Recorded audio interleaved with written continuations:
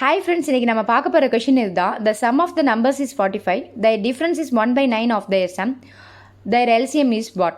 ரெண்டு நம்பரை ப்ளஸ் பண்ணால் 45 வருது.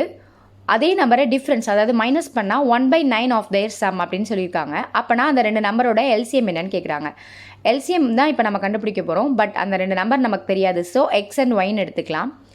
சம் கொடுத்துருக்காங்க. அப்போனா எக்ஸ் ப்ளஸ் ஒய்ன்னு எடுத்துக்கிடும். இஸ் ஈக்குவல் டு ரெண்டு நம்பர் ப்ளஸ் பண்ணால் என்ன வருது 45 வருதுன்னு சொல்லியிருக்காங்க. டிஃப்ரென்ஸ் அதே ரெண்டு நம்பரை மைனஸ் பண்ணால் X minus Y is equal to என்ன 1/9 ஆஃப்னு கொடுத்தாலே நம்ம மல்டிப்ளை போடுவோம். ஆஃப் தயர் சம் அப்படின்னு கொடுக்குறாங்க. அப்போ சம் என்ன 45. ஓகேயா? அப்போது X minus Y is equal to இது ரெண்டுத்தையும் நம்ம அடித்தோம் அப்படின்னா 5 வந்துடும். இது ஒரு ஈக்குவேஷன், இது ஒரு ஈக்குவேஷனாக எடுத்துக்கலாம்.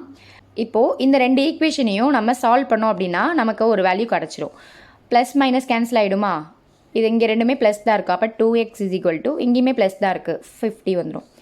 அப்போது எக்ஸ் இஸ் ஈக்குவல் டு இந்த 2 இந்த சைடு வந்துச்சுன்னா 50 டிவைடட் பை 2வா? இது ரெண்டு கேன்சல் ஆகி 25 வந்துடும். அப்போ எக்ஸோட வேல்யூ 25. இதை ஏதாச்சும் ஒரு ஈக்குவேஷன் நம்ம சப்ஸ்டியூட் பண்ணலாமா? ஃபஸ்ட் ஈக்குவேஷனில் சப்ஸ்டியூட் பண்ணலாம்.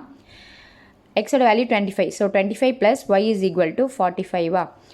Y is equal to 45 minus 25. அப்போ இது ரெண்டுத்தையும் மைனஸ் பண்ணோன்னா ஒய்யோட வேல்யூ கிடச்சிருமா? ஒய்யோட வேல்யூ 20.